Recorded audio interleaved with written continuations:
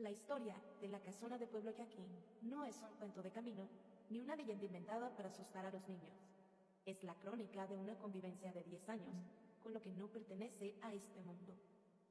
Todo comenzó en la década de los 40, cuando mi tío Gumaro y mi mamá Monchi les entregaron unas tierras de labranza.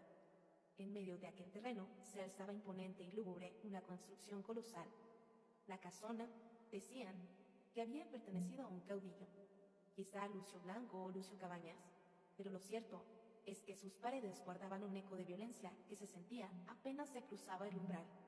La cocina estaba situada al fondo, separada por un pasillo tan largo que parecía estirarse en la penumbra.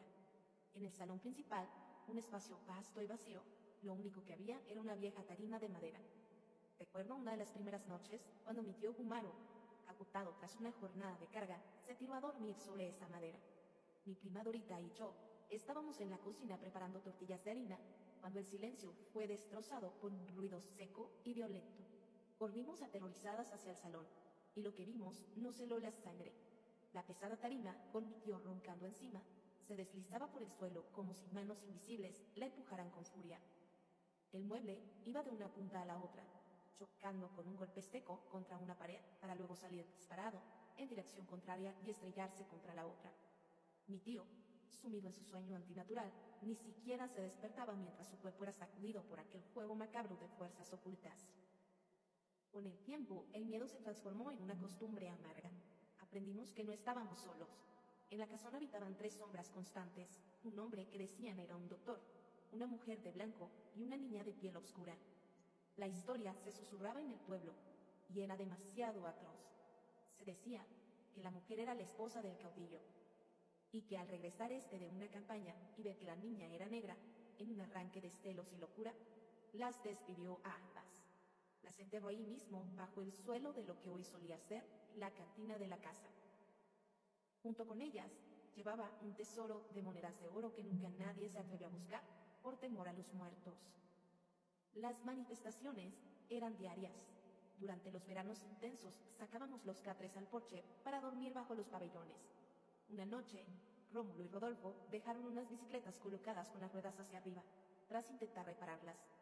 A medianoche, el silencio del campo fue roto por el zumbido metálico de los radios. Las ruedas giraban a una velocidad frenética, impulsadas por pies invisibles que pedaleaban en el vacío bajo la luz de la luna.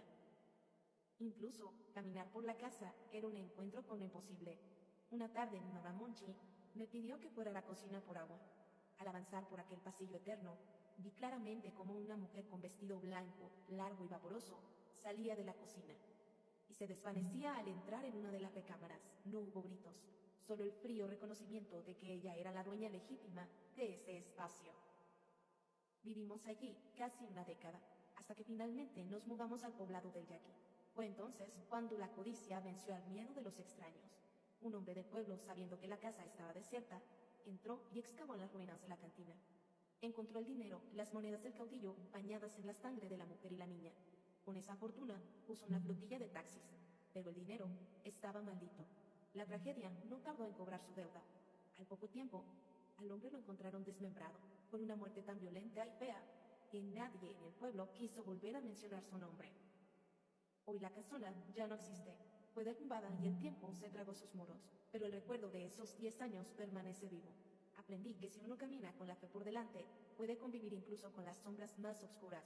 Aquello fue real, fue nuestra vida. Y aunque hoy lo cuento con paz, todavía puedo escuchar en mis sueños el deslizamiento de la tarima y el girar eterno de aquellas ruedas en la oscuridad.